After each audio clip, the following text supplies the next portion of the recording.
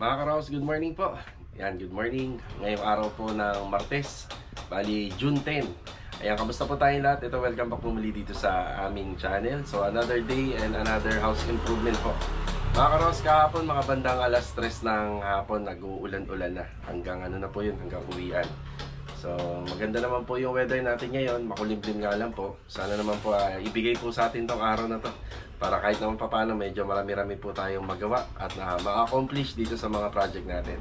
Pati ko ng happy birthday si Sir Christopher Pabilona. Yan, God bless po sa inyo, sir. Mabuhay po kayo hanggat gusto nyo. Or birthdays na pa. Bali, project update tayo sa mga ongoing project natin dito sa Lumina. Bali, ngayon nga po palang araw na to, ipapabaklas na po natin yung mga tiles na naikabit dito sa floor area ng harapan po ng bahay. Dito po sa project natin sa Phase 4. Tapos kahapon po, bumili po tayo ng mga tiles na kagaya po ng nilagay po natin dito sa Phase 6. So, yun po yung ipapa-install natin kay Louie ngayong araw. Tapos mga Karaos, project update din tayo sa Riego de Dios project at saka sa Anyana. Ito nga po palang dalawang project na to ay talagang apektado po ng ulan kapag nag-uulan-ulan po talaga. So apektado po yung trabaho natin. Tapos yung ibang project naman natin dito sa Phase 6, tuloy-tuloy naman po. Ito mga Karaos, samahan niyo po muli kami ngayong araw po ng Martes. Enjoy watching po! Let's go! Tara! Nandito na tayo sa Phase 6. Good morning sa mga client owner namin dito. Ayan, good morning. So, nandito muna tayo sa magkatapatang unit na ginagawa natin. Kuya Philip, good morning po! Yan ang aming tubig dito. Siyempre, hindi kami umiinom ng tubig dyan sa galing po sa Prime Water. Kuya Rigor, good morning! Yan, bali ang assignment ng dalawang pintor natin dito.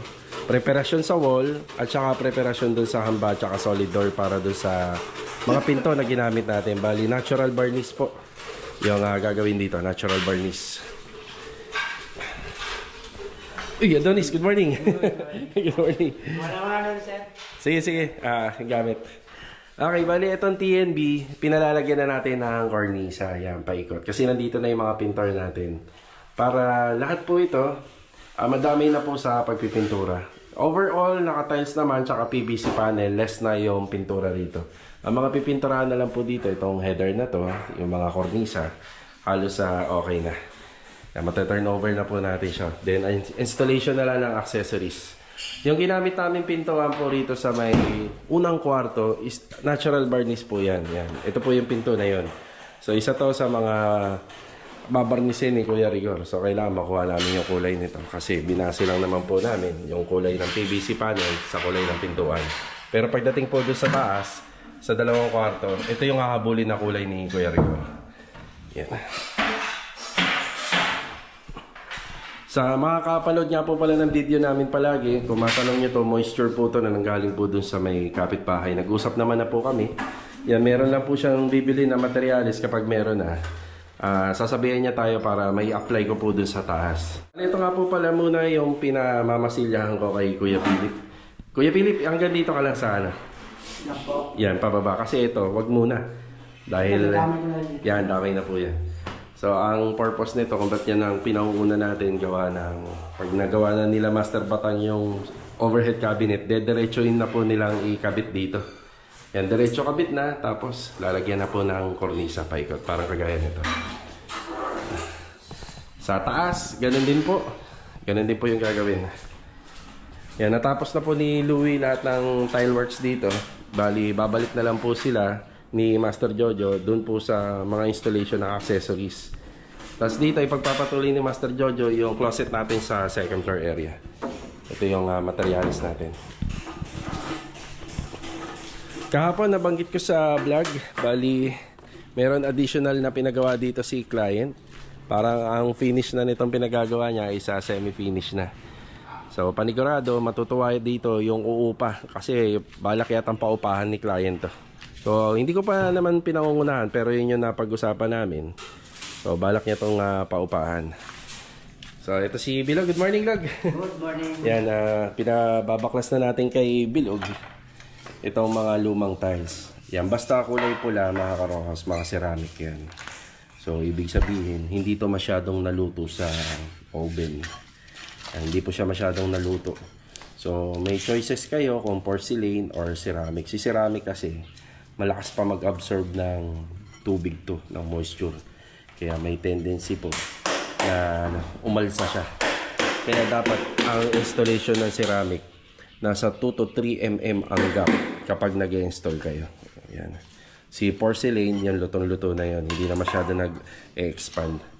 Yan, kadalasan po, porcelain na yung ginagamit dito sa interior area para may medyo matibay na. So, ang ikakabit namin dito, porcelain tiles, pero ganitong kulay din. Ayan, umpisa na ni Bilog. Siya nga pala, yung tiles po namin, saglit lang. Yung tiles namin na nandito, na binili ko nung una na para dyan, yun na yung unang gagamitin dito. Bibilhan ko na lang po ng dagdag pa. Kasi syempre, yan, idudugtong na po natin yan dyan. Lahat na yan hanggang sa extension. Okay na lang. Thank you. Good morning nga rin po pala kay Sir dito sa client owner natin. Yan, nasa phase 6 pa rin tayo. So ito halos tapos na. Yan, very good na po tayo dyan. Yan ang kintab. Bali, ang ginawa na lang po namin dito, konting masilya, hilamos, then acrylic emulsion.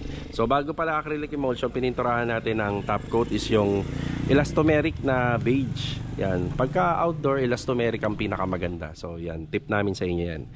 Tapos acrylic emulsion pa para masama tibay. Tapos ito, pipinturahan na lang po ng black. Then sasalpak po tayo ng polycarbonate dyan kasi yan lang naman po yung allowed dito. Hindi pa naman po pwedeng isagad dyan hanggang sa pader. Pero kung may choices, pwede nang ipader na. Kasi minsan, yung iba ayaw nilang isagad sa pader para may sunlight pa. Pero pag nagpagawa si kapitbahay dito at ang ginawa niya ay i-block lahat ng pader, gawing hollow blocks lahat, so wala na yung liwanag. So sa ngayon maganda pa po yan. Okay, bali mas marami pang option, depende po sa minimum required ng mga house rules para sa mga renovation. Yan, nandito si Master dito gumagawa. So ang mga ipagagawa natin dito, retouching, papakabit na po natin tong yan yung owning window, yung steel window na owning dito, papakabit na natin, papalinis na po natin yan. May nakausli pa na ano po rito, dowels, gamit po yung mga kabelya nung ginawa tong framing, roofing framing. So papatanggal na natin yan. Master Dindo, good morning! Good morning! Yeah, good morning. So ito, retouching paints. Tapos yan, pinalilinis na natin yung salamin. Tapos dito syempre lilinisin din po to. Yan. May makikita kayong part ng flexible and wire dito. Matagal na to. So yan po kasi is yung saksakan ng TV console dito. Since hindi naman nagpagawa si client, so iniisip ko pa kung ano yung pwedeng mas maganda rito. Kasi ang gagawin lang naman po namin dyan, ibabaon namin sa pader para malinis. Ayan, tinitingnan ko pa yan kung ano yung mas maganda dyan. Tapos dito naman maglalagay tayo ng 1 meter na track light para kahit naman paano may ilaw rito. Ang setup sana nito may bar counter, pero si client na daw ang bahala kung anong gusto niyang gawin dito. Pero maganda pa rin kasi may access. So ito nga po pala bakit may poster rito. Ito yung dating pader nung bago kami gumawa kay Athena. So ito si Athena. Hindi natin tinanggal yan kasi sinukat natin to. Wala kasing bigayan eh. So sinukat namin, lumagpas na siya na 3 meters. Kaya hindi po natin tinanggal yan. Tapos ito ongoing na ginagawa nila Master Batan. So bali rito, general cleaning na po and paint retouching ang ginagawa rito. So pasado naman sa ulan itong bahay na ginagawa natin dito. So wala naman po siyang leak. Tapos dito naman sa TNB, yan, pinapupunta ko na rito si Adonis para kumpletuhin na rin yung ating narito, yung cornisa. Kasi ito naman po yung gagamitin ni Louie para sa footstep and riser nitong hagdanan. So may tatapusin lang si Louie sa phase 4. Pag natapos yun, proceed na po siya dito. Yan. Yan. Yes. Saan tayo? Punta natin si Louie sa phase 4. Tara. Nandito tayo sa phase 4. Good morning nga po pala kila Ma'am Rolinda and family. So eto, ayan, binaklas na po yung yung tiles. Ayan. So sa mga bago po makakapanood po ng video natin ngayong araw, pero sa mga nakatutok na, so alam na po nila to kung bakit nangyari to. Ito nga po pala, nung nabili ko, medyo marami pa namang stock, kaso nga lang may bumili rin daw po dun sa tile center ng kagaya nito. So hindi naman natin sila mapipigilan na hindi benta. May pasobra tayo nito na mga dalawang peraso. Ang problema, itong metro ng tubig, umiikot siya. So hinanap namin yung problema. Nagbakbak po kami dito kasi nandito lang naman yung mga dugtungan. Nakapagbakbak kami ng mga 2 pirasong tiles. Hindi namin nakita ron hanggang sa dito namin siya nakita. So ito nga po pala, kapag nag-avail kayo ng unit na mga ganito, meron na po talagang nakausli na linya ng tubig papunta po dun sa loob. So kung magpapagawa po kayo ng extension, tapos meron na po kayong linya po ng tubig, kagaya nito, metro ng tubig, idudugtong na lang po yan dito. Yun nga lang, nagkaroon ng problema, bali nabaklas yung pagkakadugtong niya. So yun yung naging problema. Bali ito, hindi inaasahan, nagbaklas tayo ng tiles at bumili ulit tayo sa napagbilhan natin, hindi na po available. So binigyan tayo ng deadline hanggang June 9, pero wala pa rin. Kaya nag-decide na ako, napalitan na po to ng bago. So yung pinili kong tiles para po rito isa new arrival na kahit dumaan pa ang 1 o 2 taon, makakabili pa rin po tayo. So ito po yung nangyari dyan kung bakit papalitan po natin. Yun po yung dahilan.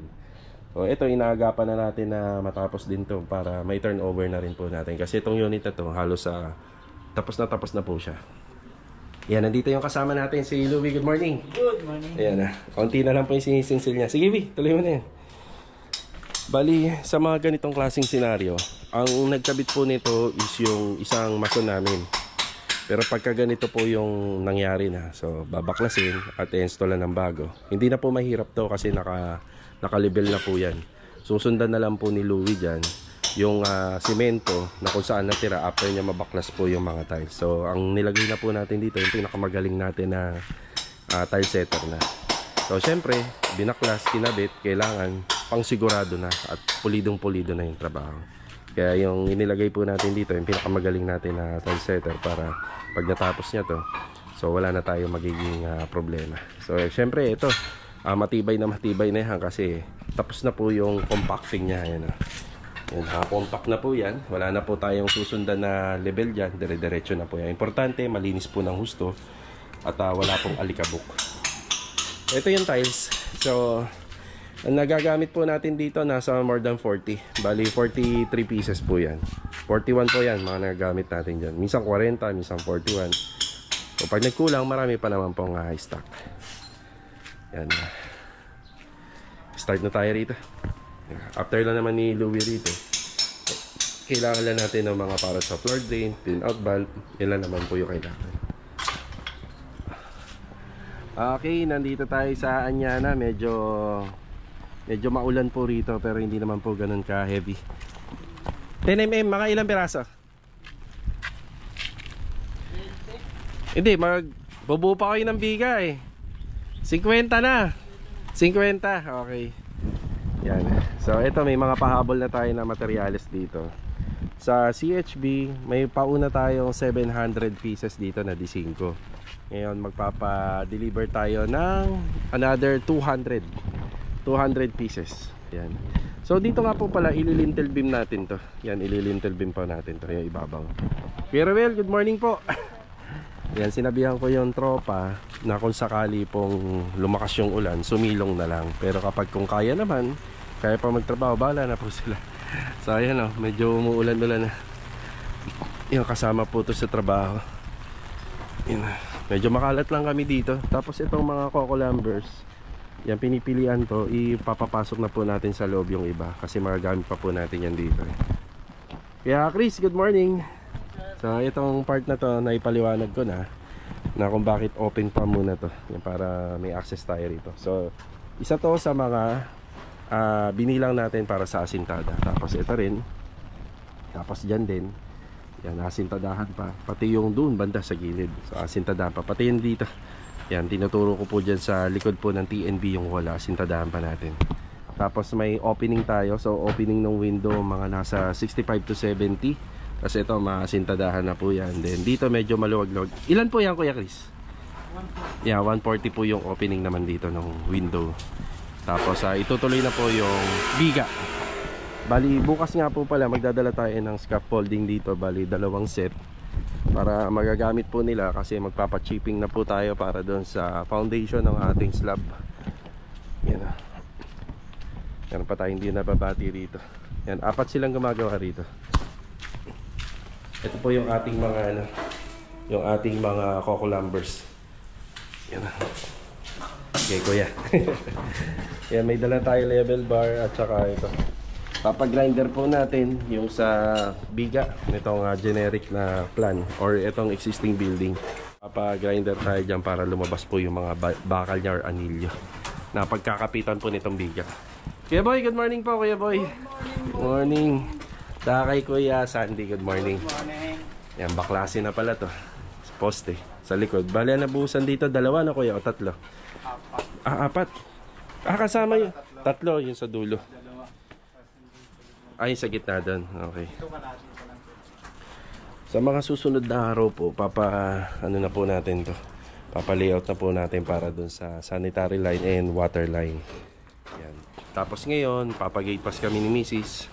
Papadagdag tayo ng 10mm na bakal, yung steel bar at saka hollow blocks. So sa ano nga pala, materyales, hindi ko pala naipakita ito nung nakaraan. Itong nakaraan, may additional na tayong semento na dumating dito. Kaya medyo madami-dami na po siya. Tapos yung ilaw, pinatay muna natin. Bali bago sila umuwi, bubuksan po uli. So ganun po lagi.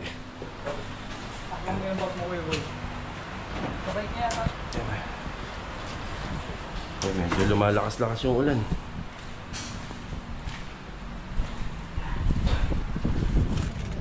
Kuya, nagsasaing pa rin kayo, Kuya? Okay. Sige.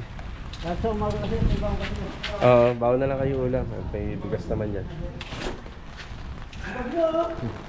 Yan, may buhangin naman tayo rito. Buhangin, graba, meron naman. Tapos ayun pala yung nabuhusan sa gitna. Yan na. So hindi po muna namin pinapasikaso to sa harapan. So kapag nabuo po natin yung sintado dyan, yung biga, makakaluwag-luwag na po tayo. Yun nga lang, wala kaming mixing area. Kasi kita nyo may blocking dun sa dulo eh. At dito pa rin talaga kami umaasa. Yan, dyan lang po talaga tayo. Dyan na umiikot po yung ating renovation dyan sa area na yan. So ganun talaga. Pag nagtrabaho ka rito sa Anyana, kailangan mo sumunod sa kanilang house rules sa renovation. So ito lang po muna, pag-gate pass lang kami ni Mrs. para makapagpapasok tayo ng materialis dito. Tara.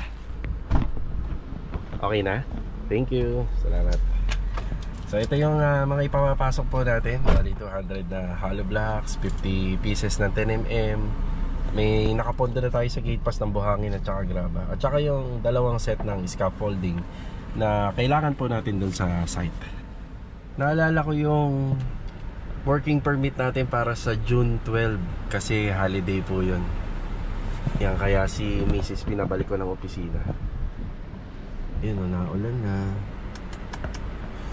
Yan na, time check naman na tanghali na po. Bali, siguro nakauwi na yung tropa. Sana nakauwi sila na maayos. Yung iba po kasi sa kanila, umuwi po sa bahay pagkatanghali. Malapit lang naman po yung bahay nila sa mga ginagawa namin. Tapos yun dito sa Anyana, yan bali, hindi na po sila umuwi. Diyan na po sila nanananghalian. Si Mrs. Ige. Yan ang mag-asawa, nagtutulungan. So ito po, may ano na po tayo para sa darating na holiday. Ayan, may permit na tayo. Pasa na lang po natin to sa guard, pati itong ating gate pass. Tara.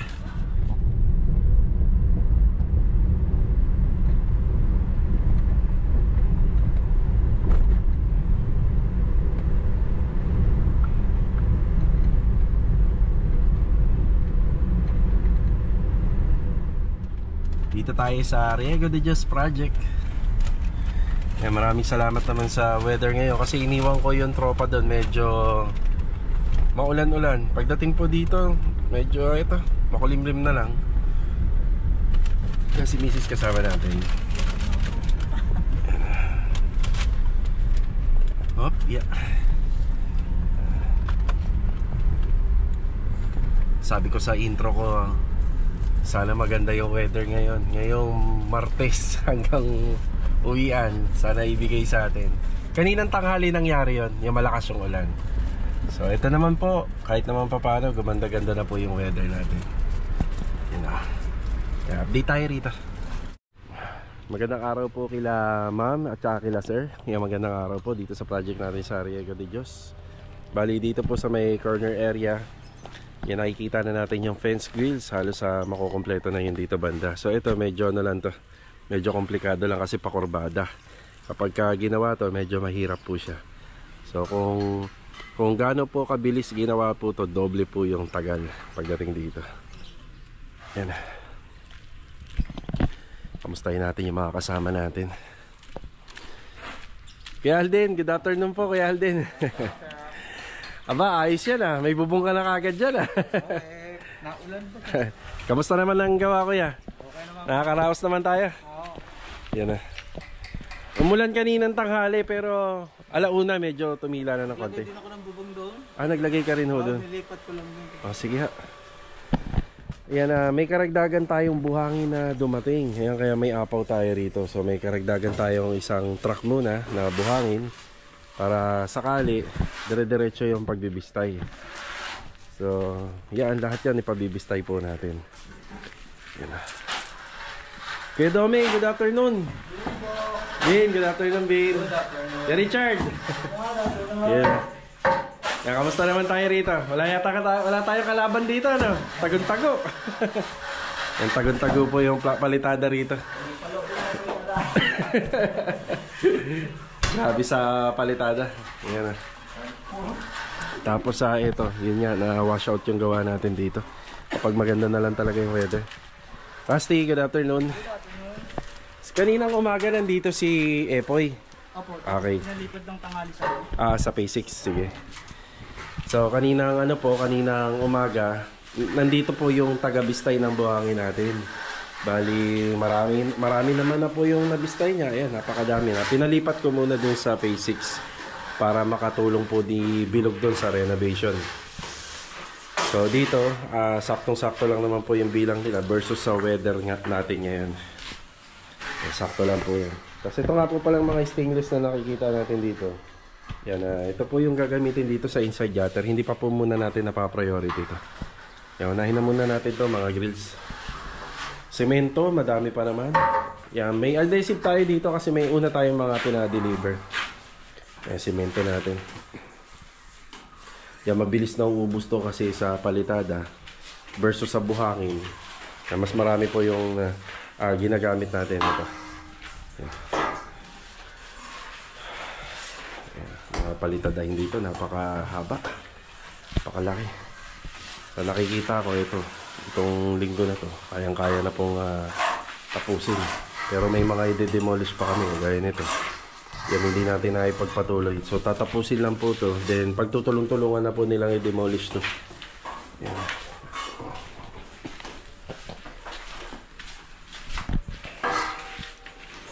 Kuya, marami pa naman yung bakal. Doon, sa tansya mo, nakailan ka ron? Sa isang span lang? Tatlo, sir. Tatlo. No, magastos nga. Pero, hindi, kumpara sa ibang design, ano na to, sulit na to, ano? Sulit na, saka malimit naman siya. Malimit. Kumbaga, pag pinasok natin ang kamay ng tao dito, kita nyo naman, ganyan lang. Ayan Hindi basta-basta makaka... Oo.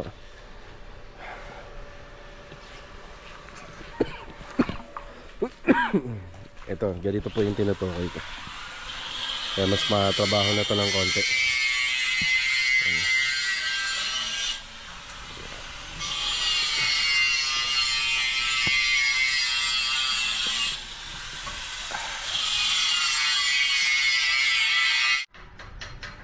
Yung mga scaffolding nga po pala namin, binilang ko, nasa 17 po lahat yung nandito. Yan, bibili sana tayo ng bago, pero sa nakikita ko, kukuha na lang ako ng 2 set dito para dun sa kanya na project natin. So yung spandrel, talagang medyo may katagalan po talaga pag umorder. So kung bakit wala pang nagagawa dun sa bulada, so, kaya hindi pa po namin binabaklas yung mga scaffolding na yun. Di bali, ang priority nga muna namin talaga ngayon is yung plastering at saka to.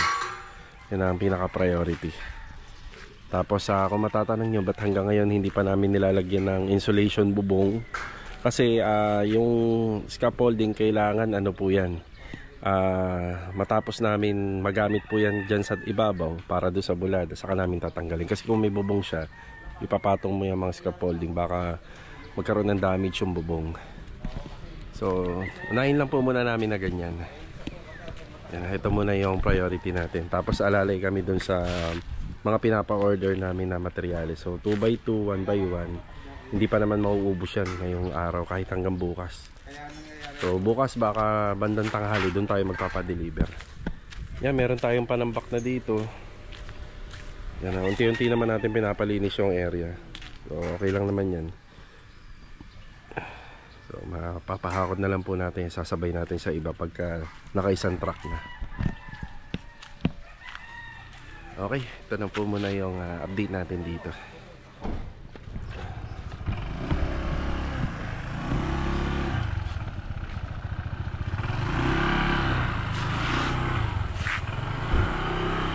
Sige sir, ingat po.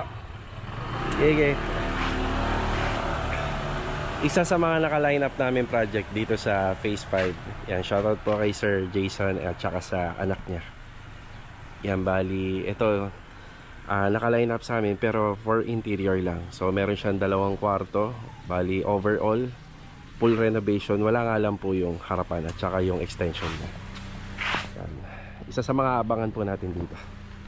Tara. Binalikan po natin si Louie rito sa project natin sa Phase 4. Yan, ito yung update sa ipinakakabit natin na tiles.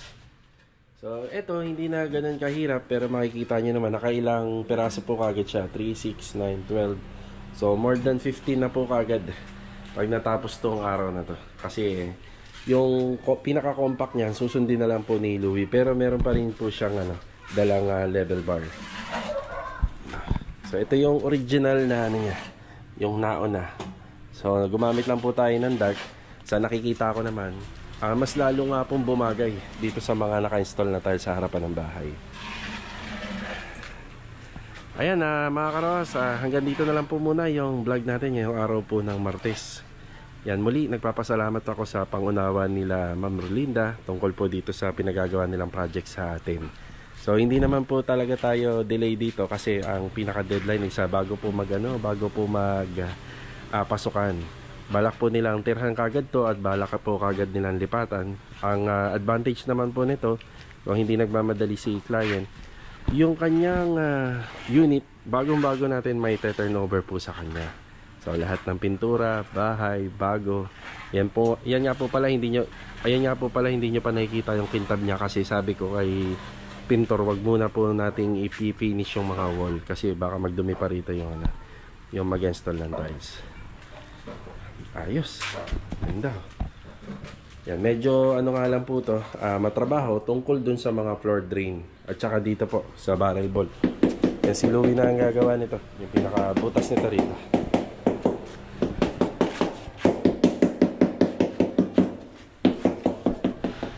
Habol tayo ng vlog dito bago matapos.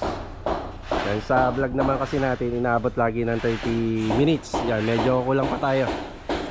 So, balik tayo sa dati. Dito pa rin yung mga panambak muna natin. Yan, nakikigamit muna tayo.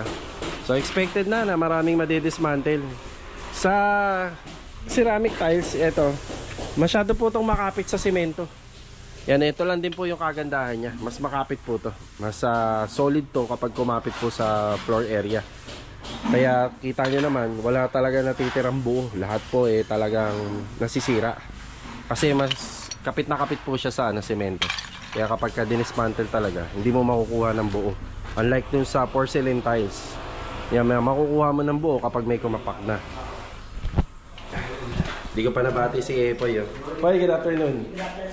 Kaninang umaga, nandun po siya naka-duty sa Riego. So halos malinis na. Ito na lang, ilang piraso na lang to, 2, 4, 6, 7 pieces na lang. Tapos yung pinakapalaman or yung tinatawag na adhesive, lahat po yung tinanggal na namin. Ayan. Yung mga buhangin natin dito, magagamit na natin. Nagpa-overall tiles na si client. Ito na yung ginagawa ni Master Jojo dito. Bali, may mga materialis na tayo para dun sa taas. Yung sa pinaka-closet natin. Tapos dito naman, ito yung sa TV console, yung pinaka-design niya. May maliit na cabinet na lang kami na nilagay. Hindi na namin sinagad dito. Masyado na po siyang dikit dito sa TV. Yan, hanggang dyan na lang po siya. Ito, masilyado na. Tapos may primer pink. Pero pinadadagdag ko pa yung banda dito. Hindi nalagyan ni Kuya. Yan, para pagkagawa na yung cabinet, yan pwede na po isalpak. Tapos sa taas, inuuna na po yung mga hamba ng pinto.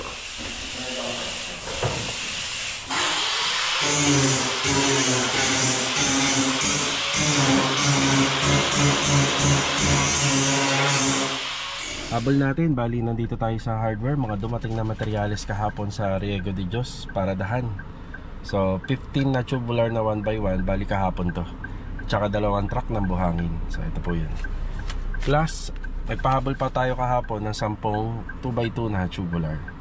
Yan. Tsaka yung dumating ngayong araw na to, buhangin lang. Ayan, isang truck. Tapos sa Anyana Bel Air East naman po, ngayong araw ay nagpa-deliver tayo ng 50 peraso na 10mm. Ayan, at tsaka 200 pieces na CHP number 5. Okay, tara.